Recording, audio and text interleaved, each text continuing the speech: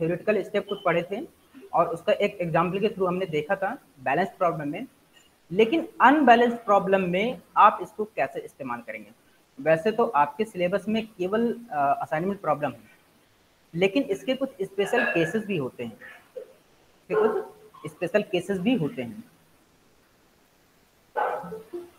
तो आज हम उसमें से एक देखेंगे, अनबैलेंस्ड असाइनमेंट प्रॉब्लम।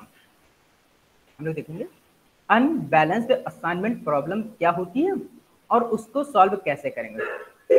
क्योंकि अगर आपका लॉन्ग क्वेश्चन आता है कभी, अगर आपका लॉन्ग क्वेश्चन आता है तो मोस्टली चांसेस होते हैं कि अनबैलेंस्ड असाइनमेंट प्रॉब्लम ही दे। क्यों? क्योंकि अगर वो बैलेंस्ड असाइनमेंट प्रॉब्लम दे देते हैं तो वो लॉन्ग क्वेश्चन में थोड़ा सा छोटा हो, मतलब कि छोटा पड़ जाता है। तो ये मान के चलते हैं कि हम लोग मोस्टली अनबैलेंस्ड आ गया। अगर बैलेंस्ड आ गया तब तो अच्छी बात है, वो आपके लिए आसानी है। अगर अनबैलेंस्ड आ गया तब भी आप लोग उसको इजीली कर पाएंगे। तो लेट अस सी, देखते हैं एक unbalanced assignment problem. Any assignment problem is said to be unbalanced if the cost matrix is not a square matrix. कल जब हम लोगों ने पढ़ा था, उसके परसों जब इसका पिछला लेक्चर था, तो हमने पढ़ा था इसका ट्रांसपोर्टेशन और असाइनमेंट का डिफरेंस। और हमने एक चीज और बताई थी कि जो ट्रांसपोर्टेशन का अनबैलेंस होता है और जो असाइनमेंट का अनबैलेंस होता है थोड़ा सा अलग है। ट्रांसपोर्टेशन में क्या था, उसमें आपकी मैट्रिक्स स्क्वायर नहीं होती थी, उसमें आपकी कोई कंपलसरी नहीं था कि आपकी मैट्रिक्स स्क्वायर हो। लेकिन असाइनमेंट में आपको हमने बताया था कि इसमें एक स्क्वायर मैट्रिक्स ही होनी चाहिए। अनबैलेंस्ड असाइनमेंट प्रॉब्लम है, इसमें यहां पर लिखा है क्या, any assignment problem set to be unbalanced if the cost matrix is not square matrix. आपकी अगर स्क्वायर मैट्रिक्स नहीं है तो वो आपकी अनबैलेंस्ड है। तो क्या करेंगे, that is the number of rows and number of columns are not equal. इस केस में या तो नंबर ऑफ रो कम होगी या तो नंबर ऑफ कॉलम कम होगा, या कोई एक ज्यादा भी, उसका वाइस वर्सा भी मान सकते हैं। तो हम वाइस वर्सा भी मान सकते हैं।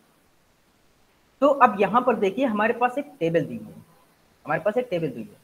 तो हम उसको बैलेंस कैसे करेंगे, हम जो हमारे पास असाइनमेंट प्रॉब्लम है उसको बैलेंस कैसे करेंगे।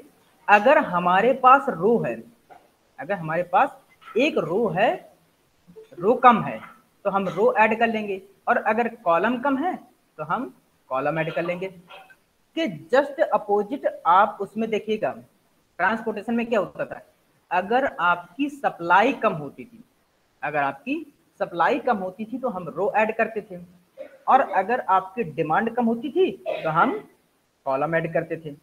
यहां पर क्या है, जो कम होगा आपको वही ऐड करना है, यहां पर जो कम होगा आपको वही ऐड करना है। ठीक। तो देखिए, to make it balance we add a dummy row और dummy column with all the entries as zero.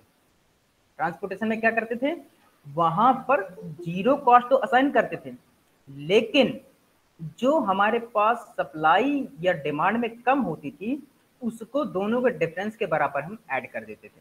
लेकिन यहाँ पर ऐसा कोई सिस्टम नहीं है, यहाँ पर केवल आपको रो या कॉलम जो भी कम है उसको केवल जीरो एंट्रीज के साथ आपको ऐड कर देना है। तो आपको जीरो एंट्रीज के साथ रो या कॉलम ऐड कर देना है। ठीक। अब देखिए यहां पर हमारे पास एक न्यूमेरिकल है, there are 4 jobs, there are 4 jobs, 1 2 3 4 आपके पास जॉब्स कॉलम में दिए हुए हैं। इसके बाद आपके पास मशीन्स दी हुई हैं, मशीन्स दी हुई हैं। मशीन में क्या है, A B C D E 5 machine है, यहां पर 5 मशीन है और 4 जॉब है। तो आप कॉलम वाइज देख लीजिए, कॉलम कितने हो गए, A B C D E 5, job देख लीजिए 1 2 3 4, रो कितने हैं 4। तो इसका मतलब कि ये आपका एक अनबैलेंस्ड असाइनमेंट प्रॉब्लम है, ये आपका एक अनबैलेंस्ड असाइनमेंट प्रॉब्लम है। Now find an optimum assignment of jobs to be machines to minimise the total processing time. ये आपके ये टाइम दिए हुए हैं कौन से, मतलब कि जो मशीन ए है पहला जॉब करने में 4 मिनट का टाइम लेती है, या जो घंटे होंगे तो अगर घंटे में यूनिट में जो भी हो। जो बी मशीन है पहले जॉब को करने में 3 मिनट का टाइम लेती है।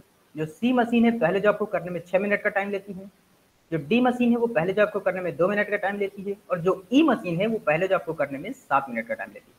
ऐसे सिमिलरली ए मशीन सेकंड जॉब में कितना टाइम लेती है बी। ये सारे आपके टाइम्स दिए हुए हैं, ये आपके टाइम्स दिए हुए हैं। अब आपको क्या करना है, नाउ आपको टाइम को मिनिमाइज करना है। किस तरह से, कि आप कौन सी मशीन से कौन सा काम करवाएं कि आपका टाइम सबसे कम आए। मतलब कि जैसे यहाँ पर ABCD मशीनें हैं तो इनको आप कौन सा जॉब असाइन करेंगे। पहली मशीन जैसे ए मशीन है उसको कौन सा पहला देंगे, दूसरा देंगे, तीसरा देंगे, चौथा देंगे, जिससे उसका टाइम मिनिमम हो जाए। Now find for which machine no job is assigned. इसको देखिए कि चूंकि यहाँ पर एक अनबैलेंस्ड भी है, अनबैलेंस्ड है तो यहाँ पर 5 मशीन, जॉब तो 4 ही है। तो हमको ये भी बताना है कि किस मशीन को जॉब असाइन नहीं हुआ है, किस मशीन को जॉब असाइन नहीं हुआ है। तो बैलेंस करेंगे, लेकिन जो हम जीरो वाला लास्ट वाली रो आएगी ना वो देखते हैं कि उस रो में कौन सा मशीन को हम असाइन कर रहे हैं, ठीक है ना। तो हमें वही पता चलेगा। What is the total processing time to complete all jobs, और पूरा टाइम कितना होगा इस पूरे जॉब को, जितने भी जॉब्स हैं, कंप्लीट करने के लिए। तो हमें क्या करना है, शुरू करना है। सिंस द कॉस्ट मैट्रिक्स, जो आपकी जो कॉस्ट मैट्रिक्स है वो स्क्वायर नहीं, ये आपकी स्क्वायर मैट्रिक्स नहीं। क्यों, क्योंकि यहाँ पर आपके 5 कॉलम हैं और आपके 4 जॉब हैं। तो हम क्या करेंगे, इसको बैलेंस करेंगे। बैलेंस कैसे करेंगे, हमारे पास कम क्या है, रो, एक रो कम है। तो हम 0 एंट्रीज के साथ एक रो डमी रो हम ऐड कर देंगे। हम मान लेते हैं वो जॉब है 5वां, हमने 5वां जॉब मान लीजिए कर लिया, और उसमें से हमने किसको 0 0 सारे को असाइन कर दिया, ठीक। अब आगे हमने कल आपको सारे स्टेप्स क्लियर करके बता दिए थे। पहला स्टेप है we subtract the smallest element from all the elements in the respective row. हम क्या करेंगे कि रो वाइज सबसे मिनिमम एलिमेंट को सिलेक्ट करेंगे और उसको उस रेस्पेक्टिव रो से घटा देंगे। तो देखिए पहला है आपका ये मैट्रिक्स है मॉडिफाइड, जिसमें आपके कौन कौन से टाइम दिया हुआ है 4 3 6 2 7। इस पूरी रो में सबसे जो मिनिमम एलिमेंट है वो है 2। तो इस 2 को हम इस पूरी रो से घटा देते हैं। देखिए क्या आ गया, 4 - 2 2, 3 - 2 1, 6 - 2 4, 2 - 2 0, 7 - 2 5। अब आगे देखिए इस सेकेंड रो में दूसरे में सबसे लास्ट सबसे कम एलिमेंट कौन सा है 10। तो हम इस 10 को पूरे में से घटा देंगे। तीसरे में है 1, तो देखिए हमने इस 1 को पूरे एलिमेंट रो में से घटा दिया। और लास्ट वाले में 0 है तो हम उसमें से 0 0 घटा देंगे। तो उसमें तो फिलहाल कोई फर्क हमारा नहीं पड़ेगा क्योंकि 0 है। 0 में से 0 हम सब्ट्रैक्ट करेंगे तो हमारे पास रिटर्न होकर के वही आ जाएगा। अब हमने क्या किया है, रो वाइज सारे सब्ट्रैक्शन कर लिए हैं। हमने रो वाइज सारे सब्ट्रैक्शन कर लिए हैं। अब हमको करना है कॉलम वाइज, हमको कॉलम वाइज। तो देखिए जो पहला कॉलम है उसमें जो मिनिमम एलिमेंट है वो है 0। जो कॉलम वाइज है जो पहला मिनिमम एलिमेंट है वो 0 है। तो पूरी इस कॉलम में से हम 0 घटाएंगे तो रिटर्न होकर के वही जगह आ जाएगा। क्यों, क्योंकि हम किसी भी एलिमेंट में से 0 घटाएंगे तो वही आ जाएगा। सिमिलरली दूसरे कॉलम में देखिए, दूसरे कॉलम में भी आपका सबसे मिनिमम एलिमेंट 0 है तो ये भी वही रिटर्न होकर के आ जाएगा। तीसरे कॉलम में भी आपका मिनिमम एलिमेंट 0 है तो ये भी रिटर्न होकर के वही आ जाएगा। चौथे कॉलम में भी आपका सबसे मिनिमम एलिमेंट 0, ये भी वही आ जाएगा। और 5वें भी आपका 0 है तो वही आ जाएगा, ठीक। तो अब हम जरा देखते हैं आगे। ये रहा हमारे पास रिटर्न टेबल। अब हमें क्या करना है, हमें क्या करना है, हमें मिनिमम नंबर ऑफ लाइंस खींचते हुए सारे जीरो को कवर करना है। मिनिमम नंबर ऑफ लाइंस खींचते हुए सारे जीरो को कवर करना है। ठीक, तो देखिए हमने ये 4 लाइन ड्रॉ की है, एक ए कॉलम से और एक डी कॉलम से, और एक यहां से कौन सा, 2 वाले से, ये 4th रो से, और एक 5th रो से। ठीक अब चूंकि ये हमने जो लाइंस ड्रॉ की हैं, ये जो हमने लाइंस ड्रॉ की हैं, ये कैसे ड्रॉ की हैं इसको थोड़ा समझना थोड़ा सा कंफ्यूजन वाला है। तो हम इसके लिए क्या करते हैं, मैं इसको लिख लेता हूं एक्सेल में, और मैं एक फॉर्मूला रूल बताता हूं।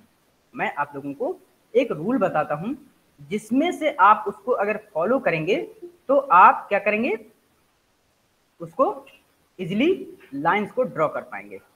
तो मैं ये वाली जो टेबल है आपको लिख लेता हूं एक्सेल पर, ठीक है ना। तो हमारे पास जो टेबल है 21405, मैं बाकी की चीजें नहीं लिख रहा हूं, 2 1 4 0 एंड 5। सेकेंड आपकी रो है 02146, 02146। आपका जो थर्ड है वो है आपका 32104, 32104। फोर्थ रो है आपकी कौन सी, 21030, 21030 एंड 0, और लास्ट में आपके सभी सारे 0 हैं, 000। तो ये आपके हैं 0 0 0 0 एंड 0। ठीक, अब देखिए हम इसमें क्या कर रहे हैं, इसमें हमको एलोकेशन भी करने होते हैं। ठीक, तो हम क्या कर रहे हैं, जिस रो में सिंगल जीरो है, जिस रो में सिंगल जीरो है, हम उसको सेलेक्ट कर लेते हैं, हम उसको सेलेक्ट कर लेते हैं। ठीक, तो हमारे पास यहां पर पहली रो में जो जीरो है वो है ये। ठीक, तो हम क्या कर रहे हैं, इसको कोई एक बॉक्स बना करके, या हम देखते हैं अगर सर्किल के अंदर आ जाए तो हम इसको कर देते हैं। ये मान लीजिए मैंने एक सर्किल बनाया और इसमें इस तरह से कर दिया, ये मैंने इसको, लेकिन इसके अंदर दिख नहीं रहा, इसके अंदर दिख नहीं रहा। तो मैं इसको क्या करता हूं, इसको जो है पहले मैं थोड़ा सा इसको साइड कर लेता हूं, और इस वाले जीरो को पहले मैं हटा देता हूं, और इसके अंदर अब मैं जीरो लिख देता हूं। ये जीरो मैंने इसके अंदर अभी लिख दिया। ठीक, अब ठीक है। अब इसके अलावा जब मैंने इस फर्स्ट रो में जीरो किया है, तो इस कॉलम में, मतलब जो ये कॉलम है, इसमें जितने भी जीरो होंगे मैं उनको क्या करूंगा, क्रॉस कर दूंगा। मैं उनको क्रॉस कर दूंगा इस एक लाइन के जरिए। मैंने इसको ये क्रॉस कर दिया। ठीक, इस लाइन को थोड़ा सा मैं बोल्ड कर देता हूं ताकि ये थोड़ा सा और बेटर दिखाई दे। ये मैंने इसको कर दिया क्रॉस।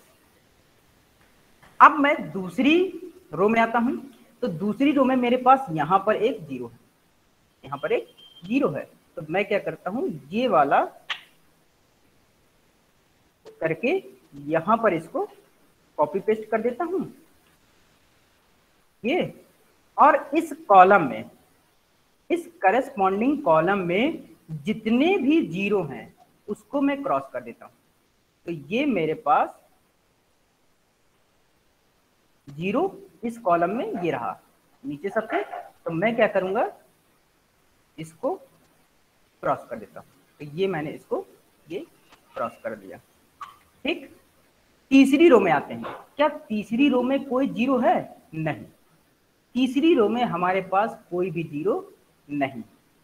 इसके बाद चौथी रो में, चौथी रो में क्या कोई जीरो है? हाँ है, लेकिन यहां पर डबल जीरो है, लेकिन यहां पर हमारे पास क्या है?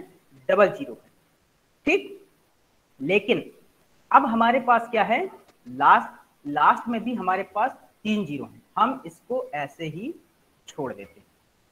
अब हमें क्या करना है? अब हमें कॉलम वाइज देखना है, अब हमें कॉलम वाइज देखना है। तो जब हम कॉलम वाइज देखेंगे तो हम क्या करेंगे? पहले कॉलम में देख रहे हैं क्या कोई सिंगल जीरो है? नहीं, इसमें एक जीरो तो असाइन हो चुका है और एक क्रॉस हो चुका है। दूसरे कॉलम में हाँ एक जीरो ये है, तो हम क्या करेंगे? इस जीरो को यहां पर हम कॉपी पेस्ट कर देते हैं और ये वाला जीरो हम हटा देते हैं। मैं इसको यहां पर कर देता हूं।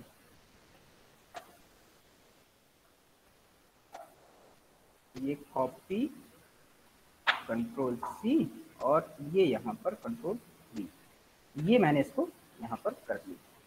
अब क्योंकि इस सेकंड कॉलम में किया है तो जिस रो में ये है उस रो के सारे जीरोस को मैं क्या करूंगा? क्रॉस। तो यहां पर एक तो ये जीरो इसके बगल में जस्ट मैं इसको क्रॉस कर देता हूं।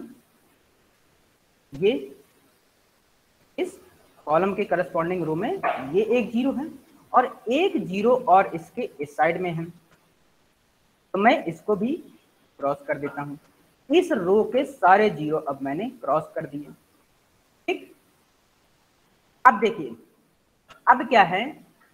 थर्ड कॉलम में आएंगे तो क्या कोई सिंगल जीरो है? हाँ जी बिल्कुल है। कौन सा? ये रहा आपका। तो मैं यहां पर इस जीरो को हटा देता हूं और यहां पर जो ये बॉक्स वाला जीरो है, जो सर्किल वाला, यहां पर इसको मैं कॉपी पेस्ट कर देता हूं। तो ये मैंने कॉपी पेस्ट कर दिया इस कॉलम में। लेकिन क्या इसके करस्पॉन्डिंग किसी रो में, इस रो में जीरो है? हाँ है, ये वाला जीरो है। तो यहां पर मैंने क्या किया? इसको क्रॉस कर दिया।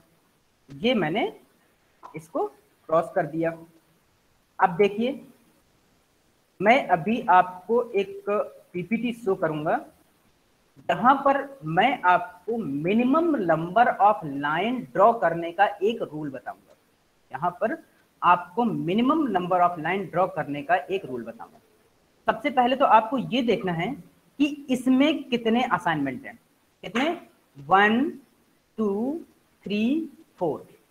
हमें क्या करना होता है? मैंने बताया था कि हमारे पास असाइनमेंट उतने ही होने चाहिए जितने की हमारे नंबर ऑफ मैट्रिक्स है। ऑर्डर ऑफ मैट्रिक्स जो है हमारे पास उतने ही असाइनमेंट होने चाहिए। ठीक, तो हमारे पास यहाँ पर जो असाइनमेंट हैं वो कितने हैं? हमारे पास 4 हैं। हमारे पास असाइनमेंट तो हैं 4, लेकिन हमारे पास ऑर्डर कितने हैं? 5। तो हमें क्या करना है? अभी इसका मतलब कि हमारा ये प्रॉब्लम सही नहीं। अब हम क्या करेंगे? इसमें से हम लाइन ड्रॉ करने का हम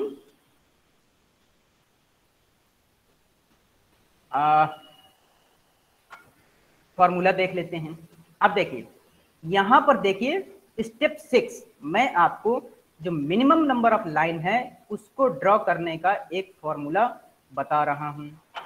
स्टेप 6 में देखिए, draw a set of lines equal to the number of assignment which has been made in step 4 covering all zeros in the following manner। किस तरह से आपको खींचना है देखिएगा। आपको जो मिनिमम नंबर ऑफ लाइंस है उसके लिए एक रूल्स है। पहला, mark check to those rows where no assignment has been made. हमको उस रो को मार्क करना है जिसमें कोई भी असाइनमेंट नहीं है। तो क्या देखते हैं जरा, हमारे पास किसी रो में कोई असाइनमेंट नहीं है? बिल्कुल, यहाँ पर जो हमारे पास थर्ड रो है उसमें कोई भी असाइनमेंट नहीं है। तो मैं यहाँ पर क्या करता हूँ? एक मार्क कर देता हूँ इस रो को। मार्क वाला कहीं साइन है या फिर कोई दूसरा साइन बना दें हम। हम मान लीजिए हम बना देते हैं, एक एरो बना देते हैं। मैंने एक ये एरो बना दिया, ठीक, मैंने एक ये एरो बना दिया। तीसरी रो में हमारे पास कोई भी असाइनमेंट नहीं है, हमने उसको मार्क कर दिया। दूसरा, examine the check row if any zero element cell occurs in these row checks, check the responsive column that contains दो जीरो। अब इस रो में हमें देखना है, इस रो में हमें देखना है कि क्या इसमें कहीं कोई जीरो है। इस रो में हमें देखना है कि क्या कहीं कोई जीरो है। देखिए इसमें हमारे पास, इसमें इस कॉलम में, इसके करस्पॉन्डिंग कॉलम में, हाँ किसमें है, इस वाले में है। यहां पर देखिएगा एक बार ध्यान से, कंफ्यूजन वाली चीज है। Examine the check row if any zero element cell occurs in those row, check the respective column that contains दो जीरो। अब हमें क्या करना था कि इस रो में पूरा देखना था कहीं जीरो और उसके करस्पॉन्डिंग कोई कॉलम में है, तो इस कॉलम में है। यहां पर हमारे किस कॉलम में है, इसमें है, जो इस रो में इस कॉलम में हमारे पास जीरो है। तो हम क्या करेंगे, इस वाले कॉलम को हम मार्क कर देंगे, इसके करस्पॉन्डिंग हम देखते हैं कि कोई जीरो अभी नहीं है हमारे पास, यहां पर है नीचे, ठीक है ना। आगे देखिए, now examine the check column, examine the checked column if any assigned zero element occurs in those column check। अब हमें देखना है क्या कि उस कॉलम में कहीं कोई असाइंड जीरो है, उस कॉलम में कहीं कोई असाइंड जीरो है, तो हम उसको चेक कर देंगे, हम उसको चेक मार्क कर देंगे। Then now check respective rows that contain those assignment zero. उसके बाद हमें क्या करने हैं, उस कॉलम में जो रेस्पेक्टिव है, पहले तो हम देखिए, पहले तो हम इस कॉलम को असाइन कर लें, हम इस कॉलम को असाइन कर लेते हैं। तो हम एक एरो यहां पर बना लेते हैं, मैंने यहां पर एक एरो ये बना दिया, ठीक, मैंने ये बना दिया। अब हमें क्या करना है, नाउ द प्रोसेस में be repeated, examine the checked column. अब उस कॉलम में हमें देखना है कि क्या उस कॉलम में कोई असाइंड जीरो है, क्या उस कॉलम में कोई असाइंड जीरो है। देखिए इस कॉलम में हमारे पास कोई भी असाइंड जीरो नहीं, इस कॉलम में हमारे पास कोई भी असाइंड जीरो नहीं, ठीक। अब हमें क्या करना है, हमें करना है, नाउ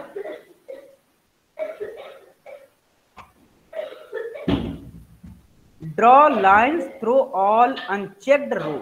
अब हमें सभी अनचेक्ड रो से और जो हमारे पास चेक्ड कॉलम है, जो हमारे पास चेक्ड कॉलम है उनसे और अनचेक्ड जो रो हैं उनसे हमें लाइन ड्रॉ करनी है। हमें क्या करना है, अनचेक्ड रो से और चेक्ड कॉलम से हमें ड्रॉ करनी है लाइन, ठीक। तो हम देखिए ड्रॉ कर रहे हैं। पहला,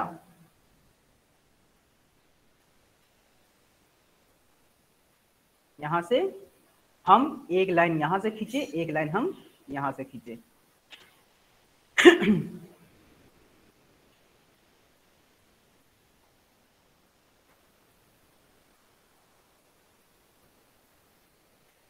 एक लाइन हम ये वाली एक सिंगल लाइन ले लेते हैं और हम यहां से इसको ऐसे ये कर देते हैं। आप अगर आपको ये समझ में ना आए तो बस आपको ये याद रखना है कि आपको minimum number of line, minimum number of line को खींचते हुए आपको सारे जीरोस को कवर करना है, आपको मिनिमम नंबर ऑफ लाइन से सारे जीरोस को कवर करना है। तो देखिए हमने यहाँ पर जो लाइन खींची है उससे सारे जीरो हमारे कवर हो गए, उससे हमारे सारे जीरो कवर हो गए। अब देखिए कितनी लाइन्स आ रही हैं, हमारे पास लाइन्स आ रही हैं 1 2 3 4, हमारे पास 4 आ रही हैं। ठीक, तो हम क्या हमारा ये सॉल्यूशन ऑप्टिमम है? नहीं। क्यों? क्योंकि हमारे पास एक तो असाइनमेंट भी अभी ऑर्डर ऑफ मैट्रिक्स के बराबर नहीं है और ना ही हमारे पास लाइन ऑर्डर ऑफ मैट्रिक्स के बराबर है। तो हम क्या करेंगे, हम इस पूरी एलिमेंट्स में से जो मिनिमम अनकवर्ड में से, अनकवर्ड कौन कौन से हमारे पास 1 4 5 2 1 6 2 1 और ये 4, इसमें से सबसे मिनिमम एलिमेंट है कौन सा है 1, हम उसको पूरे अनकवर्ड में से घटा देंगे, अनकवर्ड में से घटा देंगे। तो यहाँ पर 2 डिक्टो सेम वही रहेगा, यहाँ पर आ जाएगा 1 - 1 0, यहाँ पर आ जाएगा 4 - 1 3, यहाँ पर ये जो 0 है कुछ नहीं, यहाँ पर 5 - 1 4। दूसरे में आते हैं, यहाँ पर है 0, 2 - 1 1, 1 - 1 0, फिर 4 क्यों कहते हैं क्योंकि ये कवर्ड है, 6 - 1 5। थर्ड रो में आते हैं, 3 कवर्ड है कोई चेंज नहीं जो कहते हैं, 2 - 1 1, 1 - 1 0, फिर 9 कवर्ड है नो चेंज, 4 - 1 3। यहाँ पर ये तो अनकवर्ड हो गए, जहां पर इंटरसेक्शन है वहां पर हम उसको ऐड कर देंगे। यहाँ पर 2 + 1 ये हो जाएगा 3, फिर 1 कवर्ड है नो चेंज, 0 कवर्ड है नो चेंज, 3 का इंटरसेक्शन है तो 3 + 1 4, 0 कवर्ड है नो चेंज, फिर लास्ट में ये यहाँ पर 0 है, ये इंटरसेक्शन है तो 0 + 1 1, 0 कवर्ड है नो चेंज, फिर यहाँ पर कवर्ड है 0 नो चेंज, फिर यहाँ पर आपका इंटरसेक्शन है, 0 में इंटरसेक्शन है, 0 + 1 1 और फिर ये कवर्ड है 0। तो ये आपका ये टेबल अब आ जाएगी, अब जो है आपके पास ये टेबल बन करके आ जाएगी। ठीक, ये रही, देखिए ये टेबल आपके पास बन करके आ गई है। अब क्या करना है, अगेन आपको असाइनमेंट करने हैं, आपको फिर से असाइनमेंट करने हैं, वही कौन से कि रो और कॉलम वाइज सबसे सिंगल जीरो को देखते हुए, आपको रो और कॉलम को सिंगल जीरो देखते हुए आपको असाइन करना है। ठीक, तो देखिए पहली रो में आते हैं आपके डबल जीरो, अभी छोड़ देते हैं, दूसरी रो में आते हैं आपके डबल जीरो, हम छोड़ देते हैं, तीसरी रो में आते हैं एक सिंगल जीरो, तो हम यहाँ पर इसको असाइन कर देते हैं। तो मैं पहले इसको कॉपी पेस्ट कर लेता हूँ, ये Ctrl+C और यहाँ पर इसको पेस्ट कर देता हूँ, ये हमने यहाँ पर इसको पेस्ट कर दिया। अब इसके करस्पॉन्डिंग कॉलम में, इसके करस्पॉन्डिंग कॉलम में जितने भी हमारे पास जीरो हैं वो सारे के सारे कैंसिल हो जाएंगे। एक तो आपका ये जीरो कैंसिल, ठीक, फिर आपका एक ये जीरो कैंसिल, फिर आपका एक लास्ट में जीरो ये कैंसिल। ठीक, ये हो गया। इसके बाद थर्ड में हो गया, फोर्थ रो में आइए, क्या कोई सिंगल जीरो है? हाँ, ये वाला है। क्यों? क्योंकि ये वाला एक था, ये ऑलरेडी क्रॉस हो चुका, तो केवल ये वाला आपका सिंगल जीरो यहाँ पर बचता है।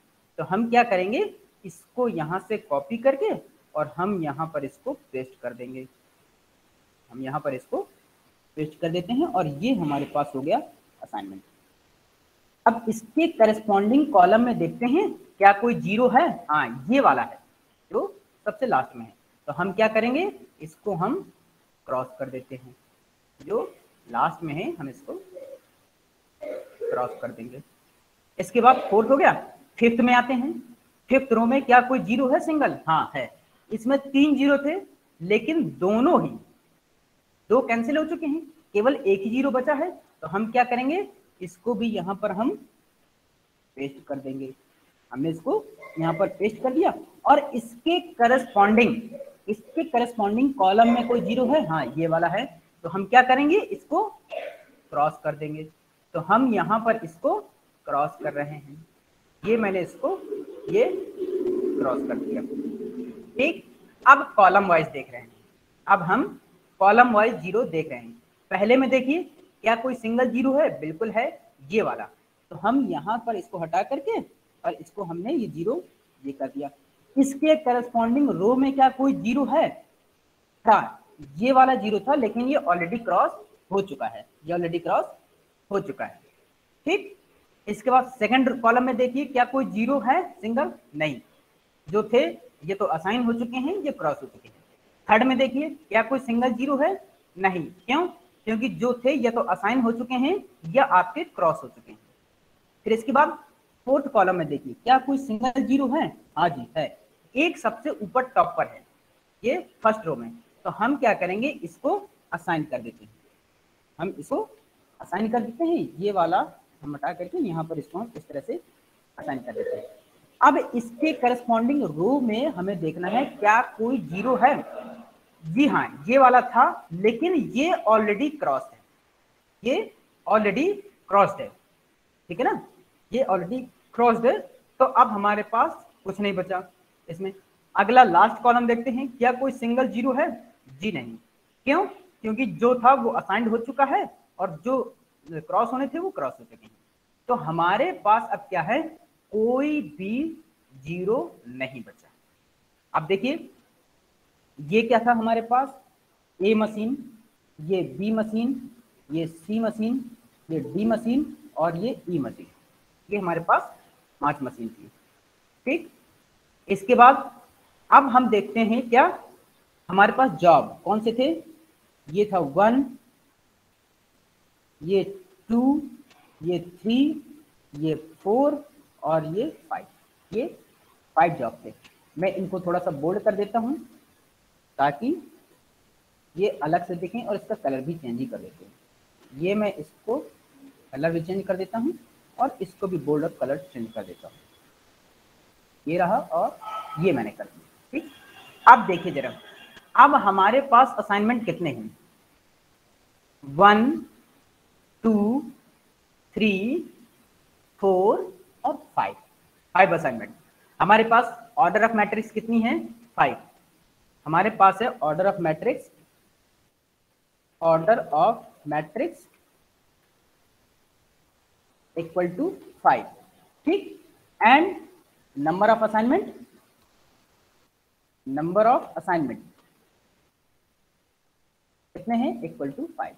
हमारे पास नंबर ऑफ असाइनमेंट और ऑर्डर ऑफ मैट्रिक्स दोनों बराबर आ गए। ठीक, अब जरा जो इसके मेन टाइम था, जो इसका इनिशियल टाइम था, वो जरा हम देख लेते हैं कितना था। तो हमारे पास क्वेश्चन क्या था, जरा हम क्वेश्चन देखते हैं और वहां से पहले हम टाइम लिख लेते हैं।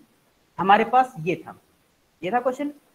फर्स्ट में किसको क्या असाइन किया, फर्स्ट वाले को डी, मैं यहां पर लिखता हूं, ये है आपकी जॉब फर्स्ट, असाइनमेंट है आपका डी। ठीक, और इसका टाइम भी लिख लेते हैं, हम यहां से टाइम लिख लेते हैं, फर्स्ट का डी का 2, फर्स्ट के डी का है टाइम है 2। ठीक, यहां पर सेकंड, थर्ड, फोर्थ और फिफ्थ।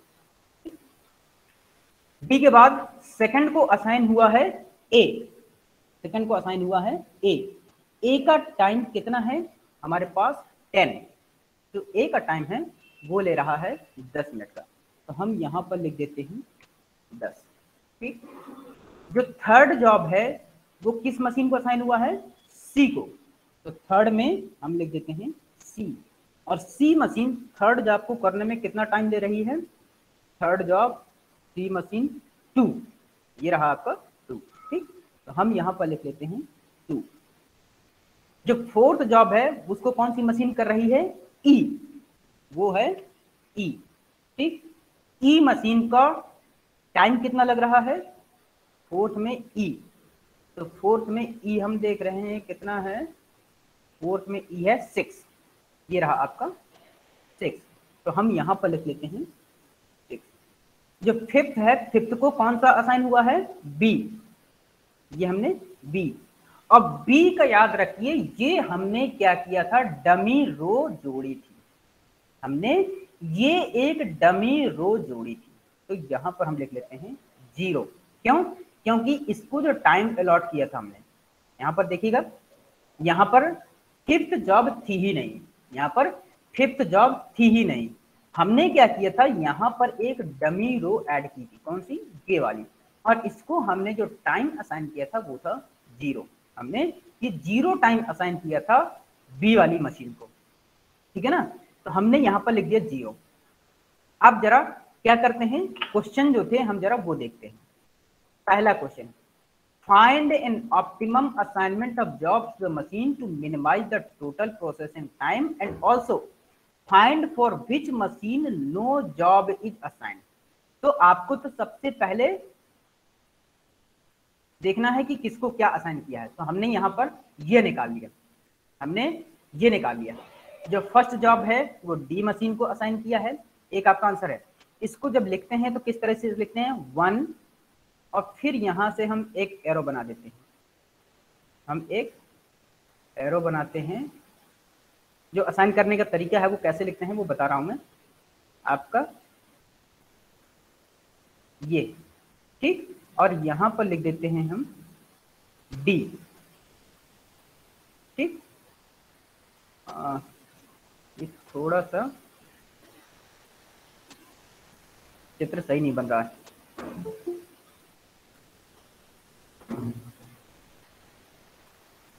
मैं इसको ऐसे करके और इस डी को थोड़ा सा किनारे करने की कोशिश करता हूँ, देखते हैं होता है कि नहीं। ये रहा और ये हो गया, ठीक। मैंने इस तरह से इसको ये बना दिया। इसके बाद फिर आते हैं हम दूसरा, यहां पर हम लिखेंगे 2, ठीक। ऐसा करते हैं, हम इसको एक पूरा उसी में कर देते हैं। और इस 2 को हमने असाइन किया है कौन सा, ए। ये लिखने का तरीका है, जब आप आंसर में लिखेंगे तो इसी तरह से लिखेंगे। इस 2 को हमने असाइन किया है ए, तो मैं यहाँ पर लिख देता हूँ ए। फिर 3 को हमने कौन सा असाइन किया है, 3 को असाइन किया है सी, तो हम इसको कंट्रोल सी और यहाँ पर कर देते हैं कंट्रोल बी, थोड़ा सा नीचे। 3 को हमने असाइन किया है सी, ठीक। इसके बाद 4 को कौन सा असाइन किया है, हम यहाँ पर लिख देते हैं 4 और एक एरो बना देते हैं। यहाँ पर मैं सीधा कॉपी पेस्ट कर देता हूँ, ये 4 और हमने 4 को असाइन किया है ई, मैं यहाँ पर लिख देता हूँ ई। और जो फिफ्थ है, जो फिफ्थ जॉब है वो बी को असाइन किया है, वो हमने बी को असाइन किया है। लेकिन हमारे पास याद रखिएगा फिफ्थ जॉब नहीं थी, हमारे पास जो फिफ्थ जॉब थी नहीं थी। तो इट मींस हम यहां पर लिख रहे हैं machine B has not been assigned any job. मतलब तो मशीन बी है उसको हमने कोई भी जॉब असाइन नहीं किया है, क्योंकि इसका एक क्वेश्चन ये भी था, यहां पर देखिए, find for which machine no job is assign. ऐसी कौन सी मशीन है जिसको हमने जॉब असाइन नहीं किया, तो वो कौन सी मशीन है, बी वाली। हमने बी मशीन को कोई भी जॉब असाइन नहीं किया। यहाँ पर असाइन जरूर दिख रहा है लेकिन ये एग्जैक्टली में नहीं है, क्यों, क्योंकि ये हमने डमी एक रो ऐड की थी, ये हमने एक डमी रो ऐड की थी, ठीक है ना। तो बी के पास कोई काम नहीं। अब देखिए total processing time, total processing time to minimise the time. तो हम क्या करें, इसमें सम कर देते हैं। तो हमारे पास आ रहा है कितना, 20 मिनट, 20 घंटे, 20 वीक्स जो भी है, ये आपका आ गया। ये आपका टोटल मिनिमम टाइम है जब हमने इस तरह से असाइन किया है, ठीक। हमारे पास ये आ गया।